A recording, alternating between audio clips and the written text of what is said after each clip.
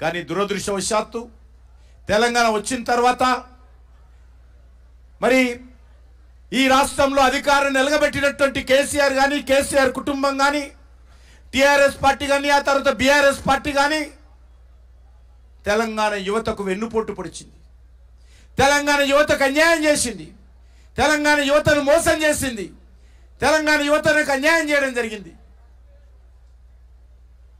దురదృష్టం ఏంటంటే ఒక లెక్చరర్ పోస్టు భర్తీ చేయలే, ఒక టీచర్ పోస్టు భర్తీ చేయలే. ఆ రోజు తెలంగాణ యువతను అనేక రకాలుగా వేధించి అవమానాలకు గురి చేయడం జరిగింది. ఇదే ధర్నా చౌక్లో తెలంగాణ ఉద్యమంలో అనేక ఉద్యమాలు చేసి మరి ఈ ప్రభుత్వం మీద ఒత్తిడి చేసినటువంటి చరిత్ర తెలంగాణ ఉద్యమకారులది. కానీ కేసీఆర్ అధికారంలో రాగానే ఈ ధర్నా చౌక్లో ఉద్యమాలు చేయొద్దని చెప్పి నిషేధం పెట్టినటువంటి గనుడు కేసీఆర్. చివరకు న్యాయస్థానానికి వెళ్ళి ఈరోజు మనం చేస్తున్నామే ధర్నా, ఆ రోజు న్యాయస్థానానికి వెళ్ళి తెచ్చుకున్నటువంటి ఆదేశాలతో ఈరోజు ఆందోళన చేస్తున్నాము. తెలంగాణ మరి రాష్ట్ర సమితి అధికారం ఉన్నప్పుడు కూడా ఇక్కడ ఆందోళన చేశాం మనం. మరి ఈరోజు కాంగ్రెస్ పార్టీ అధికారంలోకి వచ్చింది. మొన్న జరిగినటువంటి శాసనసభ ఎన్నికల్లో కాంగ్రెస్ పార్టీ, ఈనాటి ముఖ్యమంత్రి రేవంత్ రెడ్డి గారు కాంగ్రెస్ పార్టీ అధ్యక్షుడు ఆయన, ఇప్పుడు కూడా ఆయన రోజు అనేక రకాల మాట్లాడాడు. వాళ్ళ నాయకుడైనటువంటి రాహుల్ గాంధీ మాట్లాడారు, వాళ్ళ నాయకురాలైనటువంటి సోనియా గాంధీగా మాట్లాడారు, ప్రియాంక గాంధీ గారు మాట్లాడారు, ఊరూరా మాట్లాడారు. యూత్ డిక్లరేషన్ పేరుతో ఈ టీఆర్ఎస్ పార్టీ తెలంగాణ యువతకు అన్యాయం చేసింది. మా పార్టీ అధికారంలోకి వస్తే, కాంగ్రెస్ పార్టీ అధికారంలోకి వస్తే మేము న్యాయం చేస్తామని అనేక రకాల హామీలు ఇవ్వడం జరిగింది. కానీ ఈరోజు పరిస్థితి ఏంది? ఏరు దాటేంత వరకు ఓడమల్లన్నా, ఏరు దాటినాక బోడిమల్లన్న విధంగా ఈరోజు వ్యవహారం చేస్తూ ఉన్నారు రేవంత్ రెడ్డి గారు. ఆ రకంగా ఈరోజు వచ్చిన ఈ యొక్క 8 నెలల్లోనే తెలంగాణ యువతకు అనేక రకాలుగా మోసం చేసినటువంటి, అన్యాయం చేసినటువంటి ప్రభుత్వము కాంగ్రెస్ పార్టీ ప్రభుత్వము, ముఖ్యమంత్రి రేవంత్ రెడ్డి గారు అని మనం చేస్తా ఉన్నాం.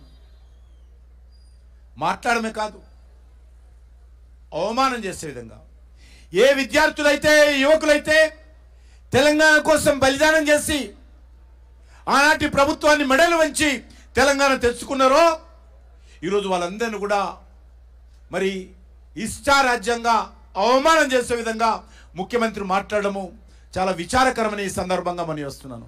ముఖ్యమంత్రి వ్యాఖ్యలను తెలంగాణ యువత ఖండించాల్సినటువంటి అవసరం ఉంది. ఉస్మానియా యూనివర్సిటీ అంటే అది త్యాగాలకు కేంద్రము, ఉద్యమాలకు అడ్డా. మరి అటువంటి ఉస్మానియా విశ్వవిద్యాలయంలో చదివేటువంటి విద్యార్థులను రేవంత్ రెడ్డి గారు అనేక సార్లు అవమానం చేస్తూ మాట్లాడారు. మరి ఈరోజు పరిస్థితి ఏంది? అనేక రకాల హామీలు ఇచ్చారు. ఈరోజు 2 లక్షల ఉద్యోగాలు ఇస్తాము ఏకకాలంలో అని చెప్పారు. నేను ఇంకా నా దగ్గర పేపర్ పెట్టుకున్నా. మొత్తం full page advertisement youth declaration పేరు మీద, మరి 6 గ్యారంటీల పేరు మీద 100 రోజుల్లో చేయాల్సినటువంటి అంశాలు ఒక్కసారి ముఖ్యమంత్రి చదవాల్సినటువంటి అవసరం ఉంది, జ్ఞాపకం చేసుకోవాల్సిన అవసరం ఉంది. ఏ ఒక్కటి కూడా అమలు చేయలేదు. నిన్న మొన్న ఇచ్చినటువంటి రైతు రుణమాఫీ కూడా రైతులను, తెలంగాణ సమాజాన్ని మభ్యపెట్టేటువంటి విధంగా ఉంది. రైతుల రుణమాఫీ కూడా ఈరోజు ఇస్తానన్నటువంటి హామీ ప్రకారం రైతు రుణమాఫీ చేయలేదు. అరకొర మాఫీ చేసి, కొంతమందికే వేసి, మిగతాలందరినీ మోసం చేసి, వెన్నుపోటు పొడిచి ఈరోజు రైతు రుణమాఫీ జరిగిందని చెప్పి ముఖ్యమంత్రి గారు ఈరోజు ఊరూరా పోస్టర్లను పంపించి, కట్అవుట్లను పంపించి, పాలను పంపించి, మనుషులను పంపించి ఊరూరా పాలాభిషేకం చేసుకుంటున్నాడు. ఆ పాలు కూడా ఇక్కడి నుంచే పంపిస్తున్నాయి. ఆ పరిస్థితి ఉన్నది.